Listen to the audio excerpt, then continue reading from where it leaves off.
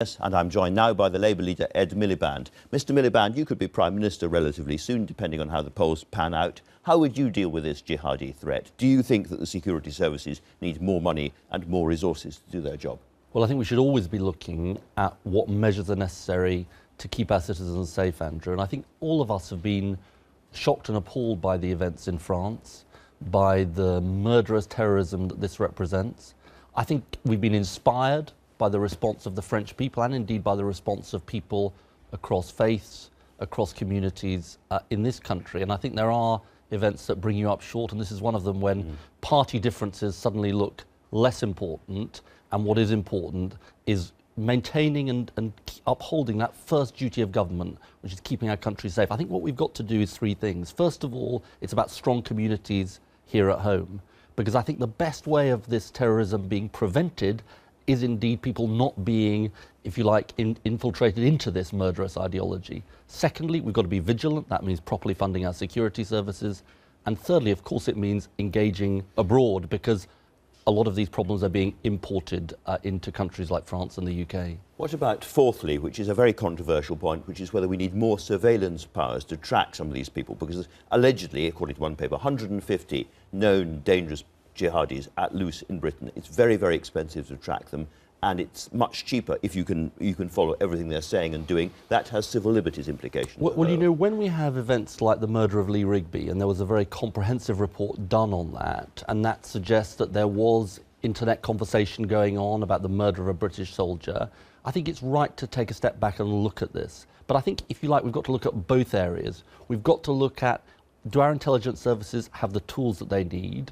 But equally, do we have the proper oversight to guarantee the liberties of free citizens? Because after all, one of the things we want to protect most of all here is our freedoms. We're defending our freedoms. So we should defend our freedoms, also making sure that actually the security services have what's necessary to make sure that we counter that threat and defend that freedom. But if you were Prime Minister, you would be open to the possibility of more surveillance powers and open to the possibility of more funds for the security services. Well, I think we've got to be cautious and considered in these areas. We insisted, when some emergency legislation was passed last summer, that there was a proper review done by the Independent Review of Terrorism, David Anderson. Let's take a considered look at this. Let's take a considered look at what is necessary for the country to keep us safe and maintain our liberties. And again, on this issue of the security services, we should always be looking at making sure they've got proper resources being deployed properly to actually counter the threat we face.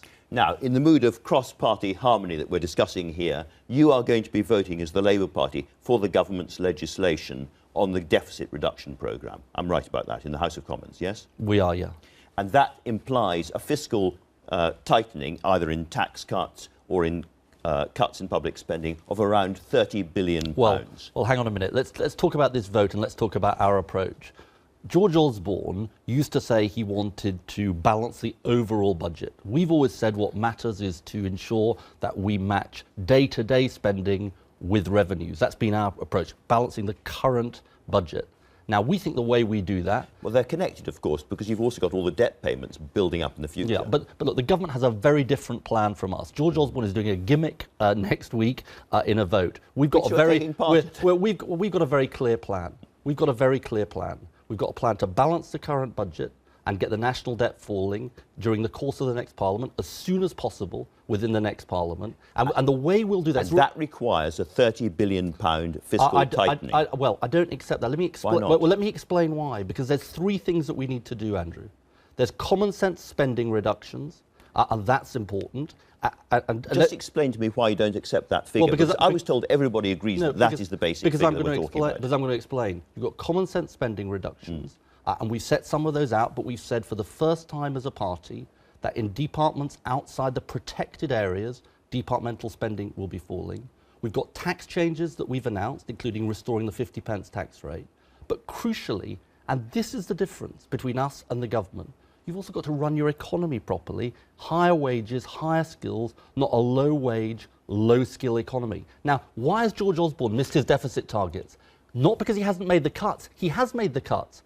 But what's happened is he hasn't got the revenue in. So there's a huge difference between us. And by the way, Andrew, there's just a huge... There is a vote on next week on Tuesday, but there's a huge difference between us and the Conservatives. They want to go back to 1930s levels of public spending. They don't just want to balance the books. They want to go a lot further. So there are huge differences. There's a gimmick next week from George Osborne, but frankly, which is just another political game by George Osborne.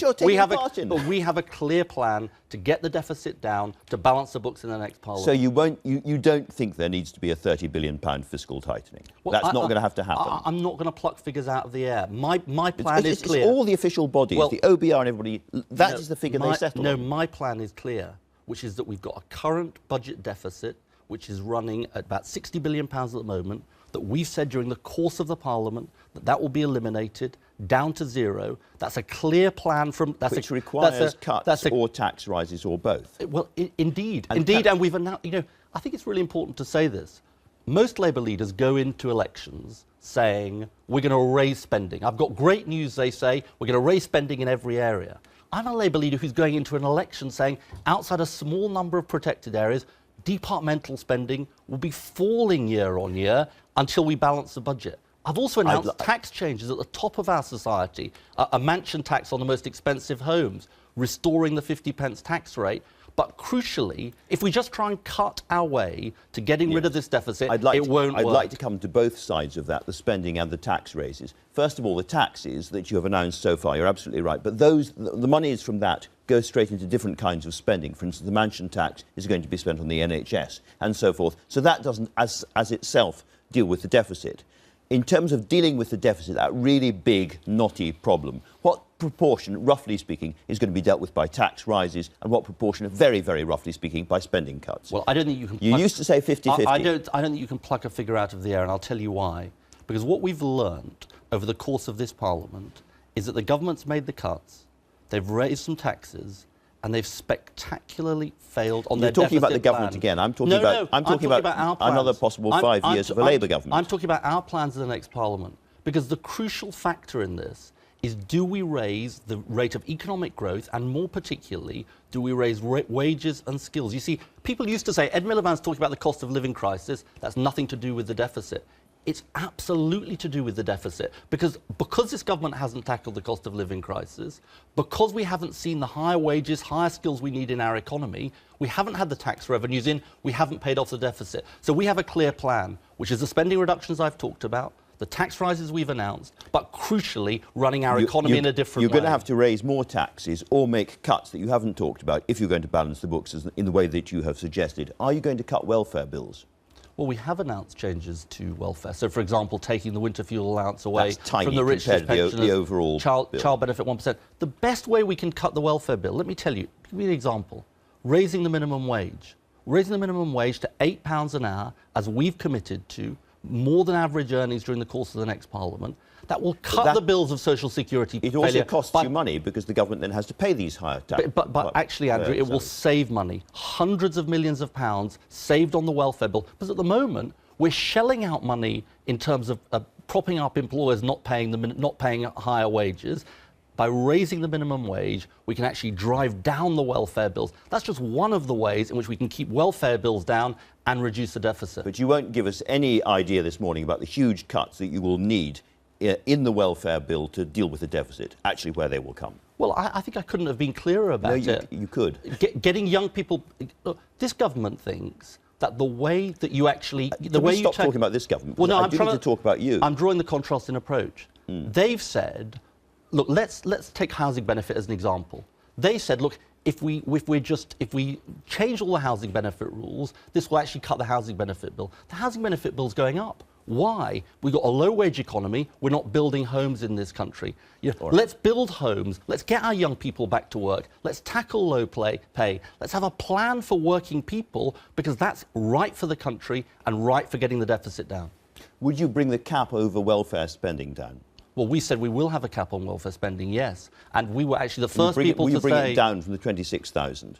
Well, look, on the housing benefit issue... No, it's the total per household. Well, on the overall welfare cap, what we've said is that we do want to see a cap. It's got to be done in the right way, because the problem about the way the government has done it is it's tended to actually drive up bills, not drive them down. So will you bring it down from 26, yes or no? Well, what we've said very clearly is that we want a cap overall on the welfare budget, and we're going to look at how we do it exactly in the right way. But unless you down from 26, yes or no? We're open to that. We're open to that. But let me just it will come down. No, but let me explain, Andrew, because unless you do it in the right way, because housing costs, for example, vary area by area. And what we've said is we want an independent look at this so that actually we get a cap that works, not a cap that doesn't work. All right, let's turn to another area, which is your big success, a lot of people thought, last time round, a bit over a year ago, was over energy prices, where you said you were going to freeze energy prices for a period. And there's a huge kerfuffle about it, a lot of row, but the public liked it. Now George Osborne points out that the energy price, the oil barrel price, has gone down from $110 to below 50. It's a huge, huge fall. And he says, therefore, it's not necessary. All we need to do is to get the energy companies to pass on those savings to ordinary drivers and families. And he's right about that, isn't he? Well, we do want to see those reductions in wholesale costs passed on to consumers. There's always been two parts to our approach to energy. And let me explain. First of all, the freeze on bills till 2017 to ensure that prices can only fall and not rise. And secondly, giving the regulator the power to cut prices when those wholesale reductions aren't passed on in retail prices. Now, I want to make a proposal today, which is we're going to bring before the House of Commons a vote in Parliament to say the government should bring forward fast-track legislation to ensure that we give the regulator that power. We've seen wholesale costs go down 20% in gas prices over the last year and no reduction in bills. So this would oblige energy companies to pass that saving on? Absolutely. It will give the regulator the power to cut prices to bring immediate relief. Now, it's time for the government to put their money where their mouth is. We've got a zombie parliament which isn't actually doing anything, isn't actually passing much legislation. Let's, in the last 3 months of this parliament, do something that will actually make a difference. Let's reduce energy bills for consumers. We can do that, as well as having our freeze to guarantee that bills won't rise. I think it's really important. And this is coming into the House of Commons this coming week. We're going to have a vote this week on this measure. We want the government to support us. We want the Liberal Democrats to support us. And it's time for the government. Look, the government has been making noises over the last week to say that actually they're concerned about the price reductions not being passed on. Well, let's see them actually put their money where their mouth is and say they're going to support us on this. Is this a kind of emblem of what an Ed Miliband government would feel like? In other words, you haven't got the money to spend, as you've said yourself, in a traditional Labour way. You can't come in and change society by spending money, and therefore you regulate companies more than you would have done in the past. Well, I think it's right to have the right level of regulation, and when of course it is, but when people are being charged unfair prices, as they are in the energy sector, we should act. That's one part of it. There's properly rewarding hard work in this country, like raising the minimum wage, dealing with 0 hours contracts. But I do want to say this, Andrew, because we're also proposing today a new living standards index. There's a big row about this already, because it's apparently the relevant bodies have looked at this and have said we're doing this already, and in fact the way that inflation is measured, CPR is measured, is quite a good way, and if we change that again it might be tougher on ordinary families, not easier. No, let me make my overall point here, because I think this is important. At the moment, we have the growth figures, the GDP figures that come out, and lots of people look at those figures and the other economic figures that are produced and think, well, that doesn't seem to accord with what's happening in my life. At the moment, people think, well, there's a recovery that's working for a few at the top of our society, but not for them. It's very odd that we measure all kinds of things in our economy. The only thing we don't measure is the thing that matters most and by which I will judge my government, the living standards of working people. So what we've done today is write to Andrew Dilnot, the head of the Statistics Authority, and say, let's see if we can get a better measure of living standards. The current measures exclude certain people, like the self-employed. There's argument about what level of prices they should be based on. Let's have a proper measure of living standards, because that's how I'm going to judge my government, the level of success of working people in our country. Did you use the word weaponise about the National Health Service? What I've said is that I want a fight for the NHS. Did you use the word weaponise? Well, I don't recall exactly what I said, but we are in a fight for the National Health. We're in a fight for the National Health Service. and I make absolutely no apologies for the fact that I'm really concerned about what's happening to our National Health Service in this country. Sure, but that word, which clearly infuriated the Prime Minister, weaponised, does seem to a lot of people rather a cynical word to use about the NHS. Well, I think what's infuriated the Prime Minister... Can I just ask, did you use it? Well, I don't recall exactly what I said, but what I'm clear about is that we're in a fight for the NHS. Right. And I think that's really important. Look, the Prime Minister went into the last general election and he said he could be trusted with the National Health Service. He said he could be trusted with the NHS. He's betrayed that trust with people. We've seen an NHS where we've had tents erected in hospital car parks this week. We can all see what's happening in the NHS, and I want to come on to exactly what you're going to do about it. But just before we leave this point, you know, the Prime Minister called this a cynical and disgusting word. Do you disown the word weaponise? What I don't disown. Do you disown the word? No. What I absolutely stand by is that we're in a fight for the future. An answer to a different question. I know, but we're in a fight for the future of the National Health Service. And honestly, I don't think this is about the words we use. This is about how we're going to change this country so we have an NHS that properly works for people again and isn't going backwards as it is under this government. Now, we know about your extra spending in the NHS and where that's coming from, and you've been very clear about that. But looking at the scale of the crisis in the papers and elsewhere at the moment, a lot of people think this is a bigger job than even that money would resolve, that there's a huge, growing, slow-motion crisis in the NHS. As we grow older, the drugs and the treatments become more expensive, and we have to think about the NHS in a new way. Frank Field last week suggested taking it out of politics and using a rise in national insurance as a kind of one-off, big change in the way it's funded. Are you attracted by that approach at all? Well, Frank has suggested a tax rise on ordinary families. I don't support that because there's a cost of living crisis. I'm going to judge my government by what we achieve on living standards. I've said we're going to raise taxes on the richest in our society with a mansion tax, clamping down on tax avoidance, money from the tobacco companies, £2.5 billion raised. And you're right, Andrew, the NHS is going to have to change. And it's about hiring more doctors, nurses, midwives and care workers, but it's also about the services outside hospital. So GP access, for example. The problems with GP access, let's change that. Let's hire more doctors so we relieve some of the pressures on A&E. Let's keep elderly people in their homes for longer. 5,000 more home care workers. So I think you're right. It is about transformation of the NHS, not simply standing still to solve this crisis. And when Jim Murphy says that he wants the money from the mansion tax in the south and in London to go to pay for an extra 13,000 nurses in Scotland, do you agree with that? I think it's 1,000 nurses that he said. 1,000 nurses. But look, what Jim is doing, and I think this is right, is he's saying when we have the knock-on effects of spending raised across the UK in Scotland, use it for the National Health Service. And I think that's the right thing to do. And, you know, I do think this is important. We're a united kingdom. We care about each other across the whole of the United Kingdom. That's the price. So, for example, we're raising money from a bank bonus tax in London. That will help put young unemployed people back to work in Newcastle. I think that's the right thing to do when most of the banks are in London. Right, so I think that's part of our unity as a country and part of us caring about each other. Let me move on to another area. The Conservatives are on the attack on another area, which is strike law. They want to effectively ban strikes in the public sector unless you hit some kind of target of number of people voting. Now, without looking at 40% or 20% or anything else, do you accept there is some merit in the idea of, before a strike actually happens, a certain proportion of those eligible to vote have actually voted? Well, I don't like this proposal, no. And let me explain. Let me explain why. Look, I really sympathise with people when they face disruption as a result of industrial action. The answer to that is good industrial relations. And frankly, this is a political game from the Conservatives. I mean, as I understand it, the proposal they've put forward would have meant only 16 MPs out of 650 at the last general election would have met this 40% threshold. Now, what we actually need is a government that isn't waging war on the public sector, isn't engaged in the kind of shouting from the rooftops. My question, because I was wondering whether the notion that a very, very small number of people can vote and, for instance, disrupt the entire tube system is one that you're happy with. No, I'm not happy when disruption happens. I'm not happy about it at all. But what I'm saying to you is the answer, in my view, when we have some of the toughest laws in the world, is not new legislation. It's a proper approach to industrial relations. So actually people sitting around the table to solve the problems whether it's in transport or elsewhere that are being faced. I think part of the issue is that so many people in the public sector feel this government has just picked a fight with them all the way along. It's not simply about the decisions. It's the way those decisions have been made, the way that confrontational attitude. I think this is more of the same, frankly.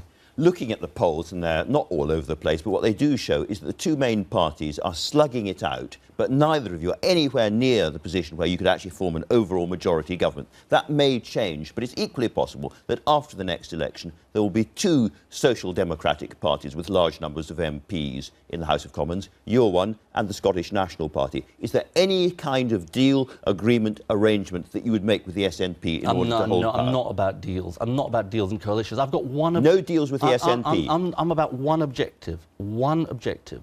I want to win an overall majority, put forward... Good answer. I'm putting forward... But I'm suggesting that you might not make it. Well, I don't accept that. Look, I'm going to put forward a manifesto before the British people, and I'm going to say to the British people, this is a plan to put working people first, not a plan for the privileged few as this government has, a plan to put working people first, to raise people's living standards. I want a majority Labour government in order to put that into practice. Okay. And I think so for all those people watching, saying, I just want to know, are there any circumstances in which this man would do a deal with Alex Salmond or Nicola Sturgeon to gain power? You can reassure them that that would not happen. I'm not about deals and coalitions. It's a slightly weasel word, if I may say so. No, it isn't. It's a very... Look, I'm making a very, very clear statement, which is I've got an old-fashioned view on this, which is that a majority government is what we need, is what this country needs, a majority Labour government. Because we have a manifesto... But you might be in the position of not being able to do that. But no, I don't accept that. I think this is our election to win, and I think the right thing to do is to spend these 4 months talking about these huge issues that our country faces, talking about how we're going to change people's wages, improve people's wages so hard work is rewarded again, give opportunity to our young people, but restore the NHS. You moved right away from what I was asking about, is whether you would do, under any circumstances, a deal with the SNP. I'm not about deals. I'm just not about deals. That's not about what when you say I'm not about it, does that mean you wouldn't do one, or I don't want to talk about it?